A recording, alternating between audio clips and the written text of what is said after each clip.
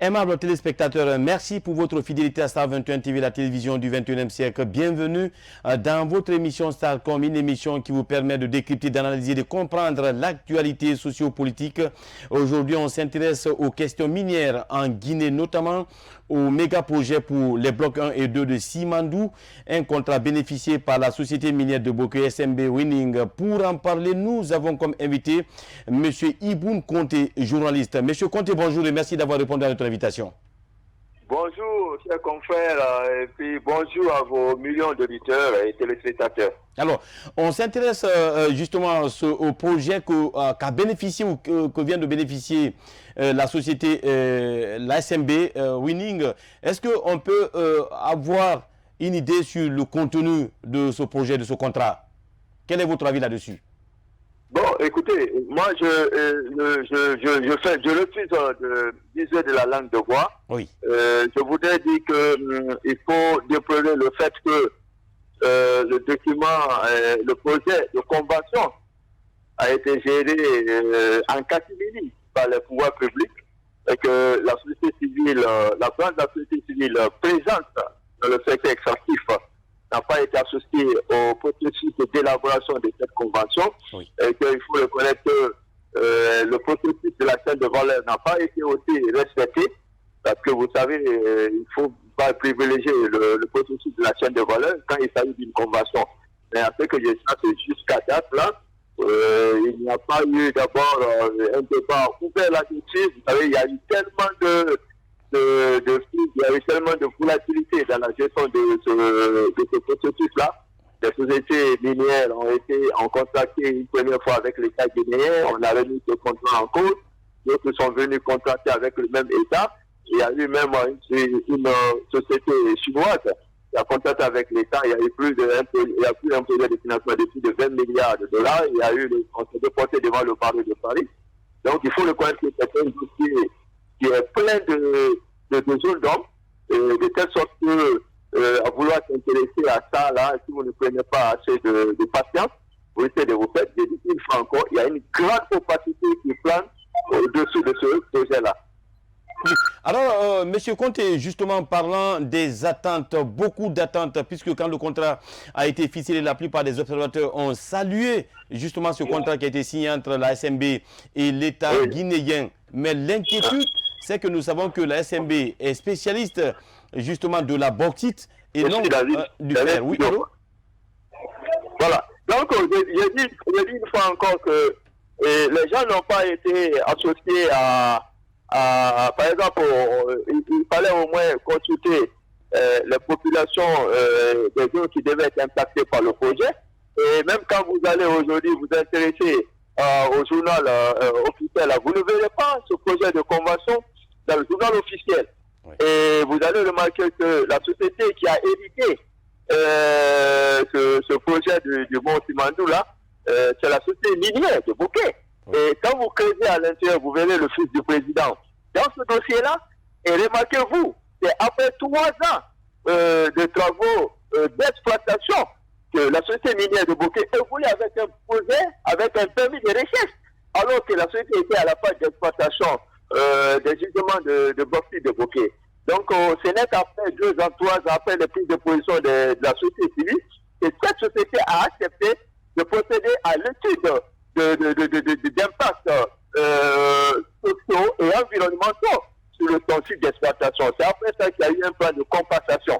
Donc, on est presque dans le même schéma. On veut passer carrément à la phase d'exploitation sans satisfaire le processus qui précède la phase d'exploitation. Donc, aujourd'hui, il faut reconnaître que les pouvoirs publics ne communiquent pas là-dessus. Même hier, vous avez remarqué que le président de la République, le professeur Alpha Condé, il en a parlé. Il a dit que à travers l'ambassadeur des États-Unis qui a décédé, il était sur le point de signer un protocole d'accord avec les sociétés minières que ces sociétés aussi s'intéressent à l'exploitation du Mont Simandou.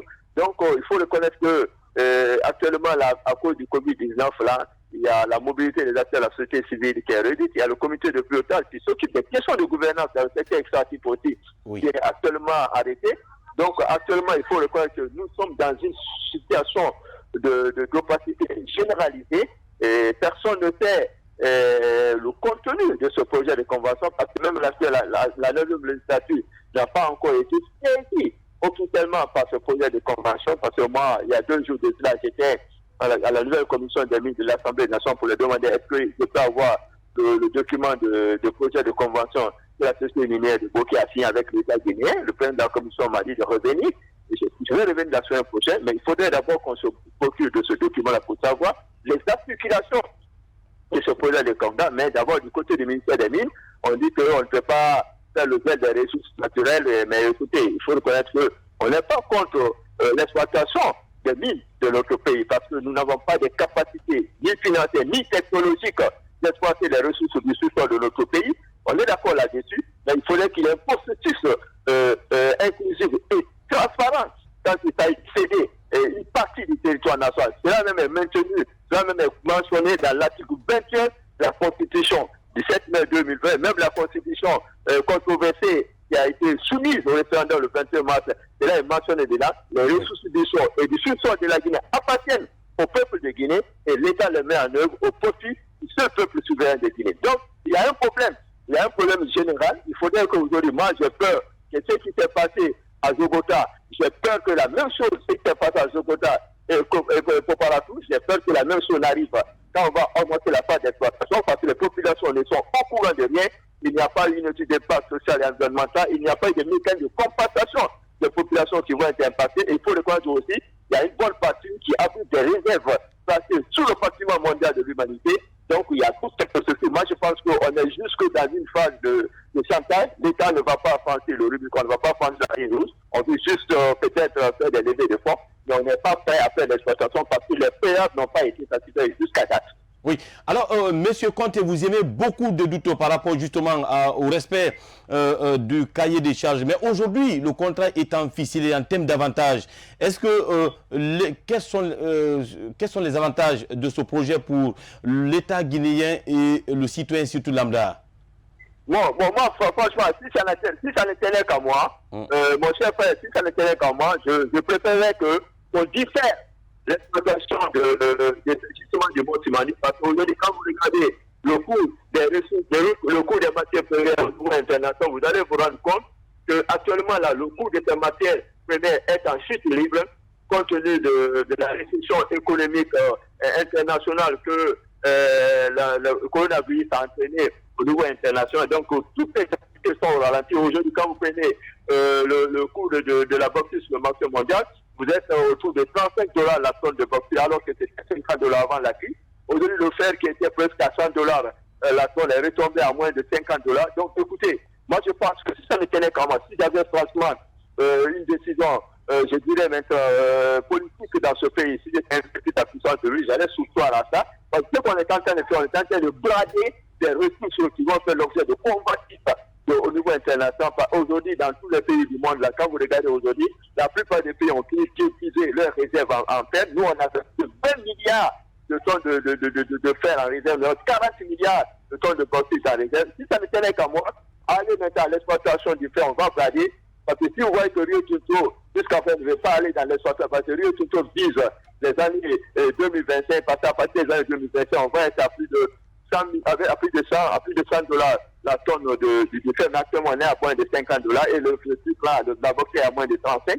Donc, c'est ce qui arrange le pays aujourd'hui. En tant qu'acteur de la société, nous, notre obligation, franchement, notre souci, c'est que la population guinéenne en tire le maximum de profit en termes d'infrastructures, en termes de création de richesses, parce que c'est des ressources qui ne vont pas régénérer une fois exploitées. Donc, si ça ne tenait qu'à nous, si on avait une décision politique qui pouvait s'imposer à tout le monde, on allait préférer le jet de ces parce qu'aujourd'hui, voulant aller dans ce sens, on va brader les ressources du sous-sol de notre pays.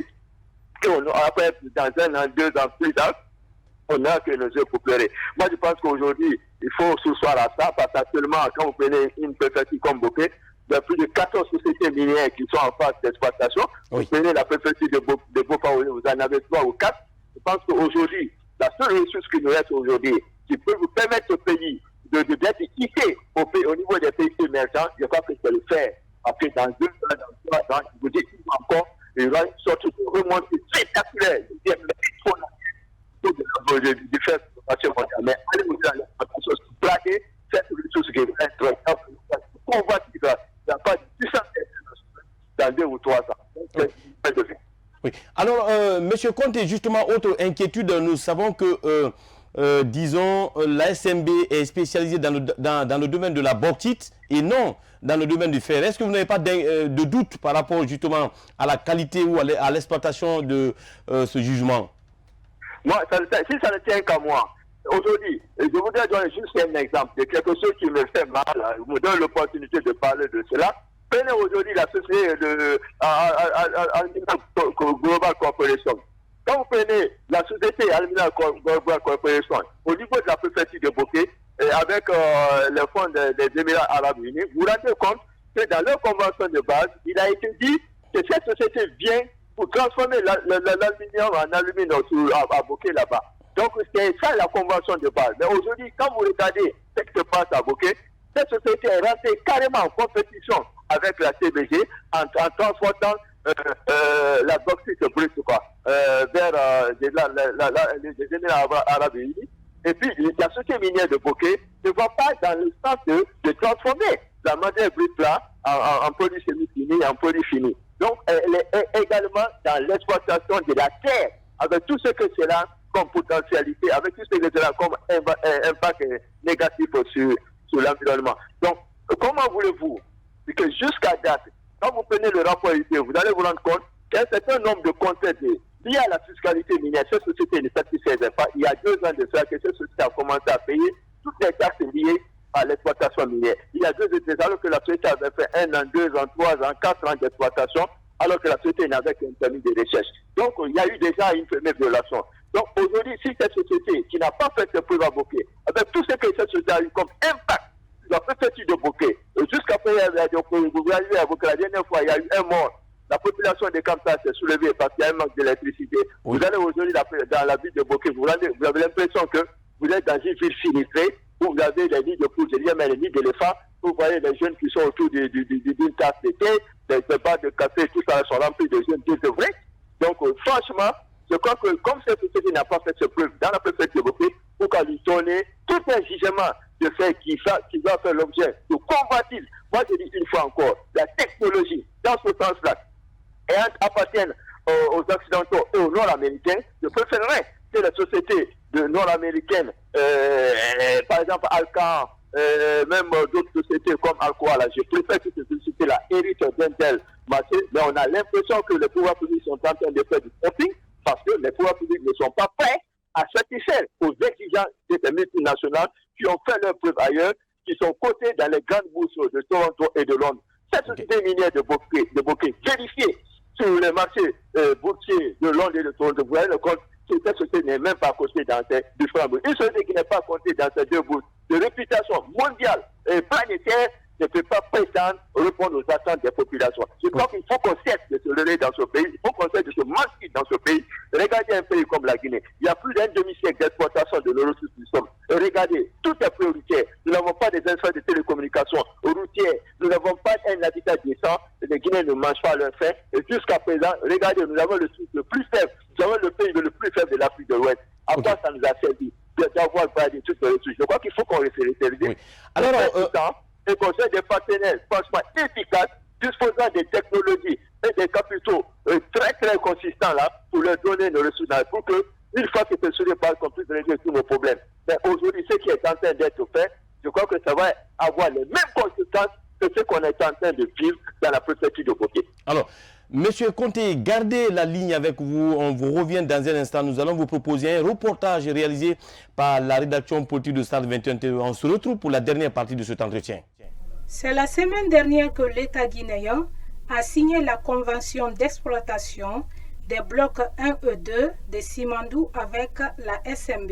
Une convention qui permet, selon ce spécialiste, des questions minières de se frotter les mains. Convention.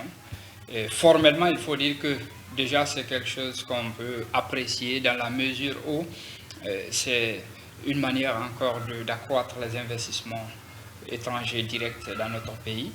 Et ça va permettre un peu de faire la diversification de la production minière en Guinée.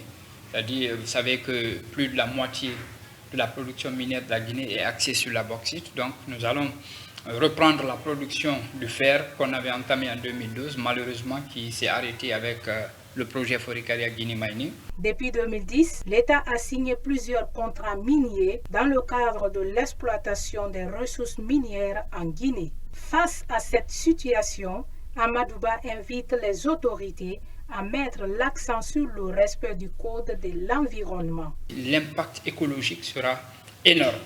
C'est pourquoi il revient à l'État de faire, d'être proactif avec le service de l'environnement chargé de gérer le projet, c'est-à-dire le BGE, d'être très rigoureux sur les études d'impact et les mesures de correction, les mesures d'atténuation et d'évitement qui seront proposées par le projet. Lors de sa récente sortie médiatique, le ministre des Mines a indiqué que la Guinée pourrait engranger des ressources directes d'une valeur ajoutée de 15,5 milliards de dollars sur la durée de la convention qui est de 25 ans. L'émission Starcom se poursuit sur ce plateau de Star 21 TV, la télévision du 21e siècle, avec bien sûr notre invité. Il s'agit de M. Iboun Conté, journaliste. On s'intéresse bien sûr à ce contrat ficelé entre la SMB et la Guinée sur les blocs 1 et 2 de Simandou. Alors rapidement, chers confrères, vous avez suivi ce reportage de Star 21 TV. Quelle est votre réaction? Est-ce qu'il faut se porter les mains, comme le dit ce reportage? Bon, il faut. Moi, je pense que vous avez vu votre interlocuteur, la personne qui est intervenue Amadouba, dans le reportage là, a soulevé presque une partie des aspects qu'on a développés dans cet échange-là. Il parle du plan de gestion sociale et environnementale. Oui. Vous voyez-vous, aujourd'hui, ce plan de gestion, sociale et environnementale qu'on appelle PGSE, cela nous permettra aujourd'hui de savoir quel va être le mécanisme de compensation que cette société va mettre en place pour essayer de recaser les populations qui vont être déplacées, qui vont être privées de la charge, qui vont être privées de leur rivière, qui vont être privées de la quête. Donc il y a tout un mécanisme de compensation qui devrait être envisagé dans le cadre d'un plan de gestion sociale et environnementale. Mais un tel document n'est pas à la portée de tout le monde. Parce qu'aujourd'hui, tout patriote voudrait, parce que nous sommes cette génération-là qui voudrait profiter de nos ressources avant de passer à la génération montante. Là. Prenez un pays comme le Danemark, vous avez aujourd'hui les fonds souverains. Il y a des fonds souverains, il y a une partie importante des revenus générés par l'exploitation du sous-sol de ces pays-là qui sont domiciliés dans la banque centrale danoise. Et ce montant-là, aujourd'hui, est utilisé dans les marchés de placement là et ça génère des profits et ces profits là aussi sont réinvestis. C'est pour permettre aujourd'hui qu'en cas de crise ce pays là puisse faire face à la crise. Pourquoi chaque fois quand il y a une crise financière, même pendant le coronavirus là, le Danemark s'en sort parce que grâce à ces fonds souverains qui sont presque des fonds bloqués dans la banque centrale du Danemark. Nous, ça fait combien de temps? Ça fait un demi-siècle d'exploitation minière, nous n'avons pas encore de tels fonds. C'est pourquoi aujourd'hui, moi je dis une fois encore, on n'est pas contre parce que l'État guinéen n'a pas de moyens de procéder à l'exploitation de ces ressources du sous-sol. Oui. On voudrait que quand il s'agit d'exploiter des ressources du sous-sol, qu'il y ait un appel d'offres international ouvert, qu'on donne la chance à toutes les sociétés guinéennes internationales de souscrire, de compétir, et qu'il y ait un comité de sélection qu'on va être en place pour essayer de sélectionner la société qui va faire la meilleure offre financière et technique pour exploiter les ressources du sous-sol. C'est ça qui va être l'intérêt. C'est là qui peut être à l'avantage du peuple de Guinée parce que nous sommes des acteurs de la société civile, oui. Nous sommes les yeux et les oreilles de la majorité silencieuse. Mais je dis une fois encore, tout ce qu'on doit faire, ça doit avoir une base légale. Il ne faut pas aussi qu'on fasse table rase de toutes ces contraintes internationales. Vous allez voir, quand on va aller mettre à la phase d'exploitation, vous allez voir, la communauté internationale, à travers la société civile internationale, la coalition publique que vous payez, même l'UT international, vont commencer à écrire à l'État guinéen oui. Pour en savoir plus, pour essayer d'avoir des informations. Et le député même, si on a au moins des députés qui sont investis dans la puissance publique, mais aussi interpeller les pouvoirs publics oui. Pour savoir le contour et les aboutissants de cette convention. Mais j'ai dit une fois quoi, à cette date-là, le chiffre avancé par le ministre des Mines, je ne suis pas contre ce chiffre, mais oui. Nous n'avons aucun moyen de contrôler la véracité des propos de M. le ministre. Je ne le mets pas en cause, mais actuellement, personne ne dispose d'un élément d'appréciation pour savoir que c'est ce qu'on va avoir en termes de gains à infini. Donc, oui. Moi, je dis une fois encore, ce qui serait intéressant, on n'est pas contre l'exploitation des ressources du Soudan européen, mais il faudrait qu'il y ait un mécanisme inclusif et transparent de l'élaboration des contrats et même de la gestion de ces contrats. Oui. Mais jusqu'à date, là, personne ne te dira qu'il a eu un appel d'offres dans le journal officiel de la République, alors que tous les actes du pouvoir central devraient être publiés par le journal officiel de la République. Donc, oui. On n'a pas de traces de ces documents-là. Est-ce qu'il y a eu un appel d'offres international? On n'a pas de traces dans le journal officiel. Est-ce qu'elles vont être le contour des plans de gestion socio-environnementale? À quel cabinet on a confié ça? On n'a pas les notices environnementales. Vous savez aussi qu'il y a d'autres pays là-bas aussi qui n'ont pas été satisfaits. Parce que jusqu'à date, il faut reconnaître que la société minière de Bokeh n'a pas des impacts positifs escomptés sur la préfecture de Bokeh. Et jusqu'à présent, on est à la phase de compensation grâce à l'étude sociale et environnementale qui a été réalisée. Donc, avec un mécanisme de compensation, qu'on est en train de compenser toutes ces blessures payantes-là qui sont perceptibles sur l'environnement à Bokeh. Okay. Donc, on alors, M. Conté, on ne voulait pas que la préfecture de Bokeh, on ne voulait pas que la préfecture de Bokeh, on ne veut pas que les préfectures qui abritent le monde subissent les mêmes effets dévastateurs sur l'environnement comme la préfecture de Bokeh. Ok. Alors, M. Conté, rapidement, en une minute, nous savons que revenant sur le cas des cahiers des charges, le plus souvent, vous l'avez mentionné, il y a des problèmes du côté de Bokeh. Les gens réclament de l'électricité, de l'eau. Pourtant, dans les cahiers des charges, les compagnies minières respectent. Vous ne pensez pas que ça soit la responsabilité des dirigeants? Je veux parler de l'État. Oui, je pense que c'est la responsabilité des pouvoirs publics. C'est pourquoi j'ai dit une fois encore, il faut qu'on s'entende là-dessus. Okay. Donner de l'eau et de l'électricité aux communautés qui vont être impactées par l'exploitation minière, ce n'est pas de l'aumône. Une fois encore, ce n'est pas de l'aumône, c'est fait partie de la responsabilité sociétale de la société minière. Okay. Si vous prenez, c'est pourquoi c'est intéressant, une société minière qui doit avoir de tels contrats, que cette société minière soit cotée dans les grandes bourses, dans les grands marchés boursiers, comme Londres, comme Toronto. Parce que chaque fois que cette société a des relations apaisées, et cette société minière répond aux attentes des populations qui vont être impactées par ces exploitations minières, cette société voit sa cote monter sur des marchés boursiers. Donc, mais aujourd'hui, la société minière de Bokeh n'est pas cotée dans ces marchés boursiers. Donc, cette société minière va penser que cela relève du pouvoir public. Mais quand vous devez avoir une entente parfaite avec vos voisins, vous n'avez plus de richesse, vous avez plus de moyens que vos voisins. Vous avez un groupe électrogène. L'idéal voudrait que vous qui avez des moyens, on voit actuellement même à Conakry, il y a un individu, un homme d'affaires qui a beaucoup de moyens. Il a fallu que les populations réveillent. C'est le votre compte de vous dire que vos camions ne vont plus stationner sur terre si vous n'allez pas. Si vous allez aujourd'hui côté Madina, vous allez voir que cet individu, qui est le patron de la société Topaz, a fait mis les galettes partout là-bas, arrêté complètement la route, il a même mis les ponts. Okay. C'est parce que la population a pris son destin. Mais on ne voulait pas que la même chose arrive sur les sites miniers, que les populations se révoltent parce que ça dissuade les investisseurs. Donc, il serait intéressant que cette société minière qui doit hériter de l'exploitation de nos ressources de ce que cette société minière soit issue d'un mécanisme de sélection rigoureux, et que parce que si cette société est issue d'un mécanisme de sélection rigoureux, ça trouverait que toutes les contraintes, cette société a accepté de cette contraintes, cette société a accepté de se conformer des charges qui a été compensé. Rappelez-vous, dans le processus de Conté, il a dit qu'il allait travailler avec les cabinets internationaux pour l'élaboration de tout contrat. Donc il faut éviter que ce qui arrive à la préfecture de Bokeh, que la même chose arrive aux préfectures qui abritent le Mont Simandou. Ok. Monsieur Conté Iboun, journaliste et activiste de la société civile guinéenne, merci d'avoir répondu à nos questions ce matin. Merci, chers confrères, et merci à vos millions d'auditeurs et de téléspectateurs. Voilà.